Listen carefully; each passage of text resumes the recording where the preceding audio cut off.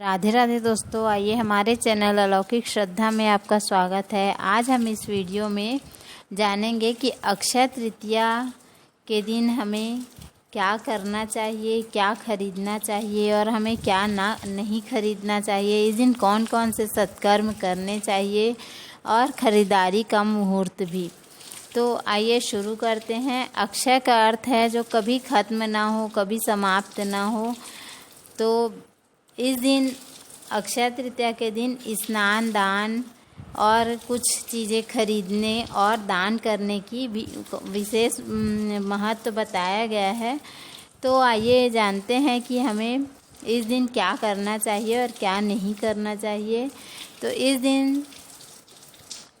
दिन स्नान ब्रह्म मुहूर्त में आपको कर लेना चाहिए। उसके बाद श्री हरि विष्णु और माता लक्ष्मी की पूजा करनी चाहिए। इस दिन श्री हरि विष्णु और माता लक्ष्मी को पंचामृत से स्नान कराना चाहिए और धूप दीप आदि से, सुगंधित द्रव्यों से और दीप जलाकर आरती करना चाहिए। अब आइए जानते हैं कि इस दिन खरीदारी का मुहूर्त क्या है। तो खरीदारी का मुहूर्त 2 बजे से पहले आप किसी भी समय कर सकते हैं, तो यह बहुत ही अच्छा होगा। और आइए जानते हैं कि इस दिन हमें कौन कौन सी वस्तुएं खरीदारी करनी चाहिए और दान भी करनी चाहिए। तो सबसे पहला है जौ। माना जाता है कि इस दिन जौ की उत्पत्ति हुई थी, तो जौ अवश्य खरीदें। और जौ को आप नदी में, आपके आसपास कोई नदी हो वहाँ पे थोड़ा सा प्रवाहित कर दें या फिर अपने घर में थोड़ा सा जौ बो दें। और दूसरा है चना दाल। चना दाल को स्वर्ण के समान समझा जाता है। चना दाल इस दिन आप सोना यदि नहीं खरीद सकते तो चना दाल खरीद के लाएं। इस दिन पीला सरसों भी खरीद कर लाएं। मिट्टी का घड़ा, इसका विशेष महत्व है। मिट्टी का घड़ा आप अपने घर में भी लाएं और इसको दान भी करें। तो इसका पानी जितने लोग पिएंगे उसका पुण्य आपको हमेशा प्राप्त होते रहेगा। इस दिन पीतल का छोटा सा कलश भी आप खरीद सकते हैं, क्योंकि पीतल को सोने के समान माना गया है। इस दिन कौड़ी, गोमती चक्र, खड़ा चावल, अक्षत और इस दिन सेंधा नमक खरीद के लाना चाहिए। उसे अपने घर में उपयोग करें और इसके साथ ही दान अवश्य करें।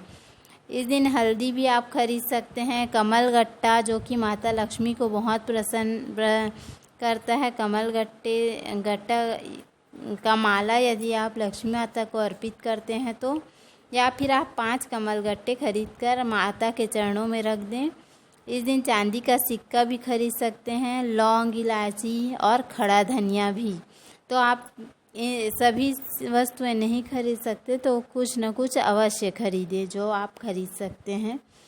इस दिन क्या नहीं खरीदना चाहिए। तो इस दिन लोहे का सामान, काला कपड़ा, काले कलर के जो भी सामान होते हैं और कांच, इन चीज़ों को अपने घर में ना लाएं इस दिन। और इस दिन सत्कर्म का भी बहुत अधिक महत्व है। तो इस दिन आप हवन कर सकते हैं। बेल से जो बेल का ऊपर का जो हिस्सा होता है उससे आप हवन कर सकते हैं। इस दिन जाप करने का भी बहुत अधिक महत्व है। इसका बहुत अधिक पुण्य प्राप्त होगा आपको। इस दिन दान दक्षिणा और इस दिन बेलपत्र के वृक्ष में दीपक अवश्य जलाएं। इस दिन बेल फल का शरबत बांटें, सत्तू का दान करें, गौ माता के लिए दान करें।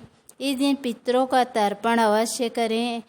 यदि आप कुछ न कर सके तो गीता का 7वां अध्याय 1 लोटा जल रखकर पढ़ें और इस लोटे के जल को दक्षिण दिशा की ओर मुँह करके सूर्य देवता को अर्पित कर दें। ऐसा करने से पितरों की प्रसन्नता भी आपको प्राप्त होगी।